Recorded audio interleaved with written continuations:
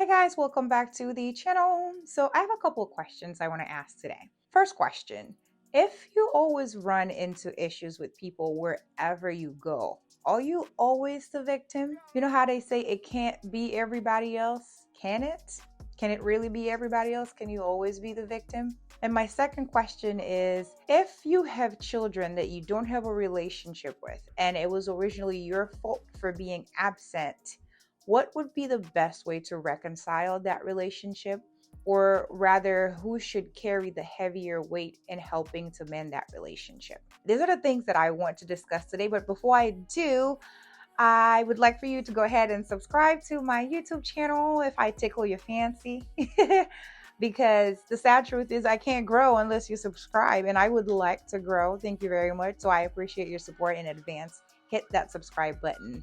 Thank you. Okay, now let's get into the video. So Monique was on the Club Shay Shay discussing all the people who have wronged her, and from her conversation, the two people that she's been holding accountable the most are Tyler Perry and Oprah Winfrey. But Tyler Perry, I think, is at the top of her list because what happened was Monique did Precious allegedly as a favor for Lee Daniels, who is her friend. And she did the promo for the movie, didn't get a whole lot of money for the movie because allegedly she was doing a favor for her friend. And somehow Tyler Perry and Oprah, got into the mix because of funding and all that good stuff. And so when they got in there, they wanted Monique to do promo overseas, apparently pro bono, like with no money. And Monique was like, she was too busy. She didn't want to do it, but if she was going to do it, she was wanting to be compensated for it. And they weren't willing to compensate her for it. And so she didn't do it. And then she claimed that Tyler Perry labeled her as a difficult person to work with. And according to her, no one has wanted to work with her since then. And she feels like Tyler Perry caused her to lose a lot of money. And she claimed that she wants to be paid. Okay, she wants to be paid what she's owed. Or the wages that she has lost due to Tyler Perry spreading that rumor around. And it would look like she was averaging about $3 million a year, her word. And this has been going on for about 10 years. And, do the math. She would take that amount with an apology and then let it go. Tyler Perry ain't gonna give you all that money, girl. No. And to make matters worse, she had a conversation with Tyler Perry. I guess she secretly recorded Tyler Perry and started spreading that audio and started sharing that audio with everybody just to make her case, which in my eyes just makes her even messier because I don't like. Something about Monique has always rubbed me the wrong way. I have never vibed with her. I have a pretty good gut feeling when it comes to people. And so far in my life, I have always been right. Okay. I've always been right. And whenever I don't listen to that gut instinct and I go against it, I pay for it. But for the most part, I've been right. And something about Monique just don't sit right with me. She just strikes me as a very messy person, and it's never her. It's always somebody else. And then the other thing she did on the show that I really didn't like is that she kept trying to put Shannon on the spot. She kept trying to tell him, look in that camera and tell him, baby. Like, she's always trying to get somebody else to fight her battles. She's always trying to get somebody else. So stand up for me, stand up for the Black woman.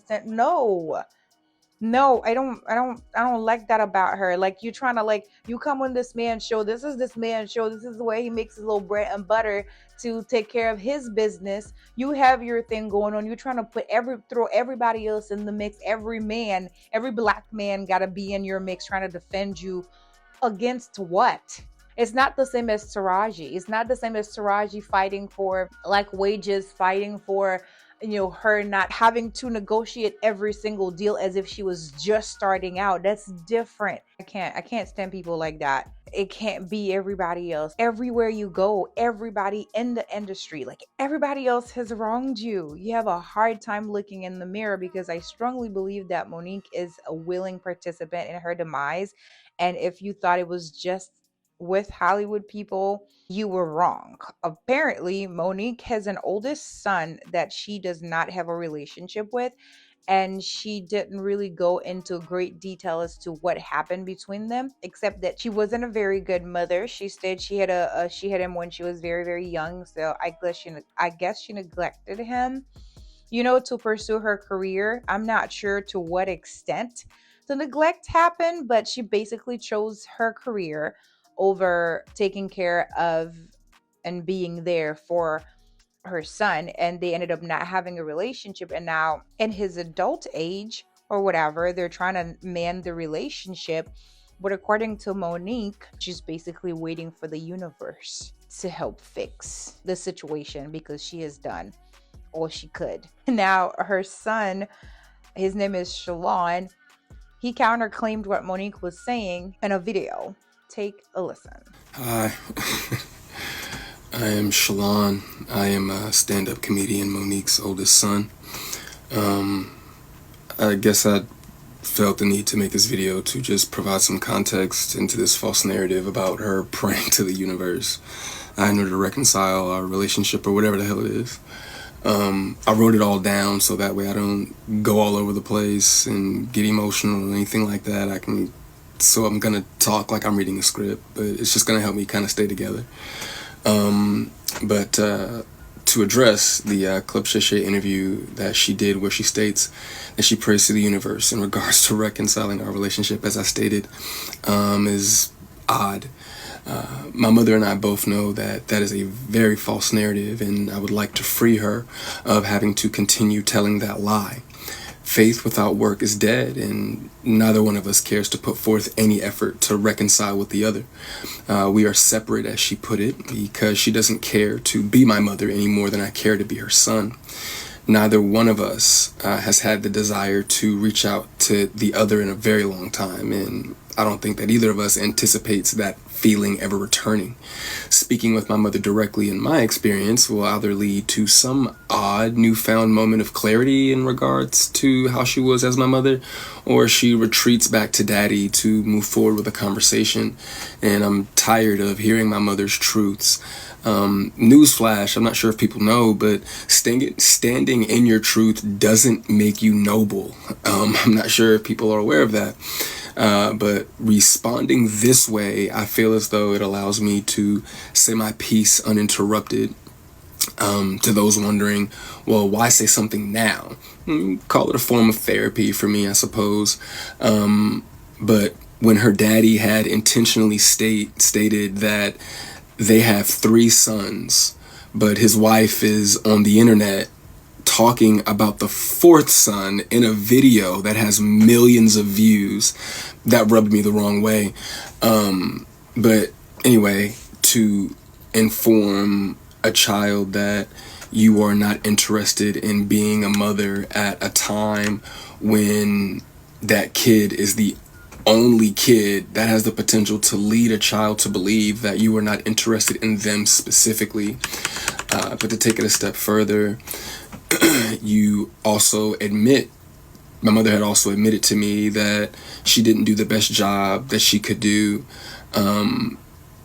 which would also make one begin to question, all of your past decisions and prior emotional interactions. But to be completely honest and fair, those were things that I was willing to get over. Nobody's perfect, we're all human. But my mother showed a clear lack of humility, compassion, and consideration when taking any level of accountability for those things. My mother does a fantastic job of acknowledging a lot of things, but she doesn't take accountability very well, and anything that she may take true accountability for, it's only at her convenience, in my experience. But if I had to guess, though, her interest in being a mother probably started around the time that she married her daddy and had his children. But that interest, obviously seemed one-sided, and as it should have been.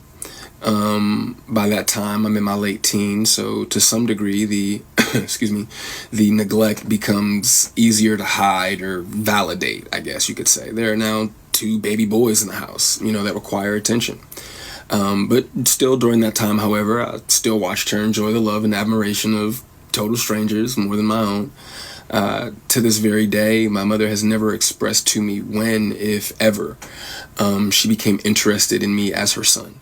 That did lead me down a path of questioning my self-worth and struggling to understand the value of a mother in a child's life.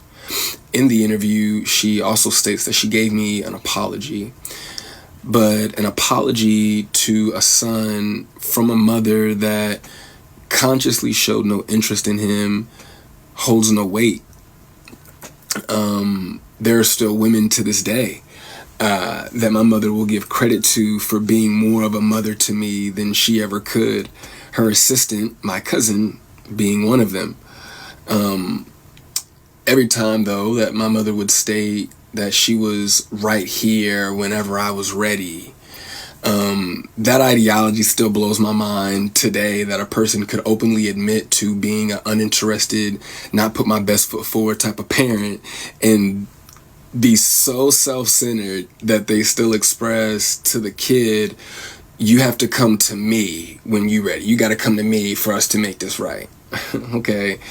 But I'm not sure what my mother could possibly think that she has shown me in the past or have for me now that's not money, goodness gracious, that would make me want to come to her or whatever those feelings are supposed to be. A mother is supposed to be the first woman that a boy falls in love with. I loved my mother very much, but my mother loved things more than she loved me, and she would validate her love for me by giving me things and would proceed to call me ungrateful or inconsiderate if said things did not have the desired effect. I couldn't imagine what it's like to be her, though, to ask God for what you want, and then he gives you what you need, though, only for you to ignore it and have the audacity to ask God for something else. And I'm glad I don't. I'm glad I didn't do that. And when he told you no, you went to the universe instead. By no means, though, do I want to give off any type of an impression that I am a victim of anything. It's not the case. As you can see, I'm smiling from ear to ear. I'm alive. I'm happy. I'm a dad. I'm healthy, I think. I drink a lot of water. I'm getting over a cold now. I still have my days just like everybody else. And, there were a few things that she did teach me along the way. I did learn how not to love from my mother. I also learned to make sure that I never lose so much of who I am that I have to validate it through another person. And though I feel as though, in hindsight, I think she did it reluctantly, I do appreciate my mother, for showing me what the top of the mountain looks like. You know what I'm saying? It did give me perspective on what hard work and dedication can get you, but I don't want something like that at the cost of giving up something that I created. I don't want it that bad. And speaking of creations, I genuinely, truly, I really did want my mother to have a relationship with my daughter. I even fought through those intrusive thoughts that were, if she wasn't interested in you, what makes you think she's going to be interested in your kid? But it took my mother no time at all to prove that those intrusive thoughts were correct. But what I can say, good for her, the universe did, bless her with three other sons. And God willing, I'm sure that all three of them are adults now. So I'm sure that one of them, God willing, if not all three of them, will make her the grandmother that she wants to be. I still look forward, to that moment for her. But overall, when it comes to the boys, though, I am happy that whenever they do hear me talk, sorry, my phone did something weird, but whenever they hear me talk, they don't know what it is. They can't relate to what it is that I'm saying. My experience with my mother is not their experience, with our mother. So my prayer for her and them is that they continue to see her the way that they see her now. I do also want to make sure that I say thank you to my mother for giving me life. Without that moment in time, I wouldn't have had my little one. But outside of that moment, there isn't anything that either of us has to offer the other. In my opinion, it's a waste of God's time and the universe's time for praying for something that you are not willing to put forth any effort to obtain. Putting the work into becoming Monique is more important to my mother than being my mother. And I do not believe that it was never about her being there and waiting for me, but it was supposed to be about me being there and waiting for her. My mother's value had reached such a low point in my life that I no longer found it necessary to either want to wait for her or even go to her. But like I said, man, I'm super grateful that she has the opportunity to do it all over again. I'm happy for her. I hope the Cat Williams tour goes well, but the narrative that she prays for us to reconcile is a false narrative. It's not real, and I'd appreciate it if she stopped saying stuff like that. Okay, so this is what he had to say in response to Monique's comment on the show about their relationship. But then Monique and her daddy had a response for him, and listen to what they had to say, and I'll come back with my opinion. Put up by my son, my oldest son, Shalon. And this is what I want to say to this. There are some people that are saying, oh, you should be ashamed of your mothering skills. You should be ashamed of yourself. This is what I'll say. Let's let it play out. Because the same ones that said to me, I was crazy, I was deranged, we watched it play out. So just like with my son, we'll watch this play out. And I do want to address this though, Shalon. When you say her daddy, then that's when mommy gonna say stop playing, because this has been Uncle Sid your whole life. Uncle Sid knew you before you knew you. So for you to say her 3 sons, yes, you're absolutely right. He has 3 sons. He can't claim you as his son because he's always been Uncle Sid, and he knows your daddy very well. And love that brother.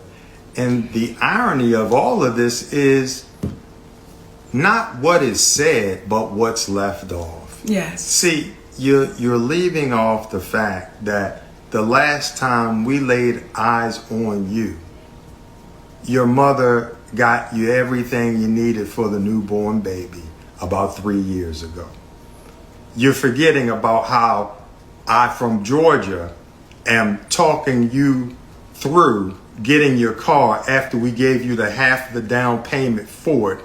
And you were 31 years of age, 32 years of age at that point.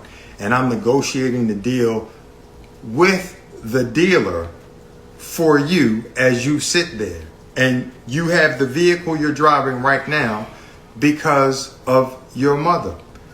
These are the things that you're leaving out when you're expressing what you're expressing in reference to your mother. You're not expressing the relationship that you have with your father, where you spoke ill to him, not to mention spoke ill to your mother, but somehow your mother and father and I all have a loving relationship and communicate back and forth because of the love that we have for you. The one thing these individuals, and to the individuals out here that oftentimes speak after they've heard one side of the story, there's an old saying, believe half of what you see and none of what it is that you hear.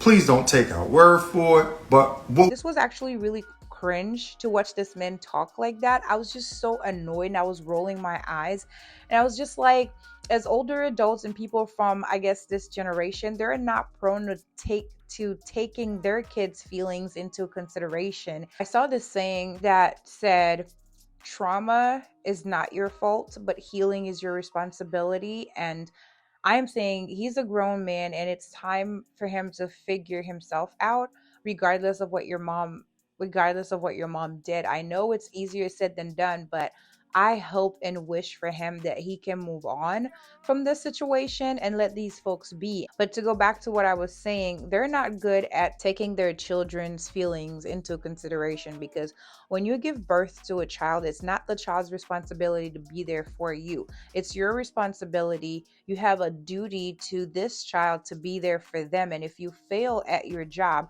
then your child experiences as a child follow them into adulthood, and it's going to shape them in a way that you don't necessarily like and that they don't necessarily understand. I'm not sure what transpired between them that would prompt Monique to tell this man whenever you're ready as the child to come to meet the absentee parent. I don't know what conversation they had, but that was just foul. The part about that whole situation that irked me the most is how this grown man, Monique's daddy, was talking about helping him financially. He was saying that he left out the most important things or whatever. He left out how they, financially helped him, how he was helping him to get a car, how he was on the phone negotiating the deal, blah, blah, blah. Yeah, all that would be nice, except he never left out that Monique is always there for him financially. He always said he is grateful for everything that she's done for him financially. But that's not necessarily what he was looking for. He was looking more to have an emotional connection with her, but he never left out the fact that she always gives him like financial help. He never left that out. So it was so interesting to see that that's what he led with, because that's the only kind of relationship that you people have with him. And then the other thing, he was like, oh, you as a 31-year-old man, I was on the phone with you. I was in Georgia trying to negotiate a deal with you with a car dealer. So what? So what? Monique jacked him up. And, he doesn't even have a relationship with his dad. That's why people keep telling y'all women can't raise boys to be men. Hence why you had the 31-year-old person that you're trying to, because he was raised by his aunts and his mom's friends and all that good stuff. He ain't had no man in his life per se to help him out. So what's your point? That's exactly what he's talking about. You're just further making his point. And then it's like they wanted to make it sound so much like they care about him and that he's ungrateful and he has mental health issues. Like, if you care about him so much, why would you feel the need to bring up that you help him with a deal on the car? What? As if he's somehow supposed to feel bad for taking Monique's money. No, that's all you can give him. That's all you can give me. If as a child, my parent is not there to like take care of me how they're supposed to, and then you abandon me for money, and then you want to throw that money at me when I'm grown, I'm gonna take that money. I deserve it. You abandoned me for that money so you can make that money to give to me. I will take that money. Why would he have shame in taking that money? No, I don't like them. I just have zero respect for Monique and this daddy of hers. They're out here acting like, this loving couple. Y'all are swingers. Y'all have an open relationship. Monique sleeps with other people. Her words, not mine, and this daddy of hers just like, I love you way too much to like stop you from being happy. Go ahead and do what you need to do, babes. Oh, thank you, daddy.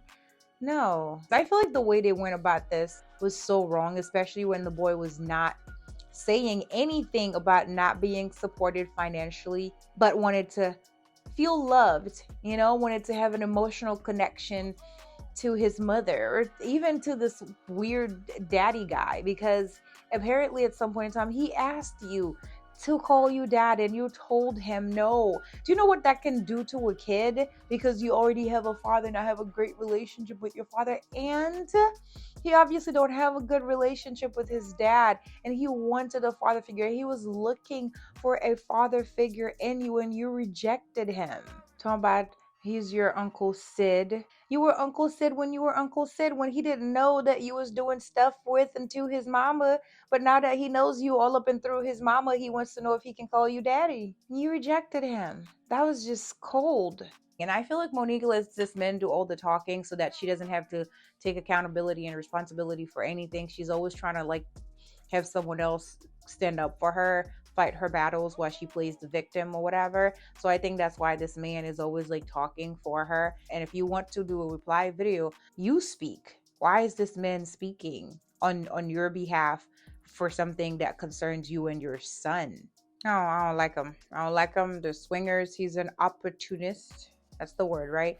He's an opportunist, because I can't take any man seriously or respect any man that'll tell your woman it is okay for you to go sleep around with other men because I love you too much to limit you. Boy, please go rent out Madison Square Garden and have all of the seats. That woman is broken inside, and so are you. But anyways, I will end this video by saying that I don't believe that there's much that Monique can give to that man. It'll end up doing more damage than good if he seeks to have a relationship with her, because she is not right. I pray that they can figure it out, but it'll take efforts from both of them. But I will say I do believe Monique has to do most of the work because she's the parent. Okay? She's the mom. She's the one that did the abandoning. So she has to do most of the work. Anyways, that is all that I have to say on this matter. Let me know what you guys think down below in the comment section. And if you have made it this far, please don't forget to like, comment, share, and subscribe. And I will see you guys in my next one. But until then, I hope to see you in the comment section. Bye.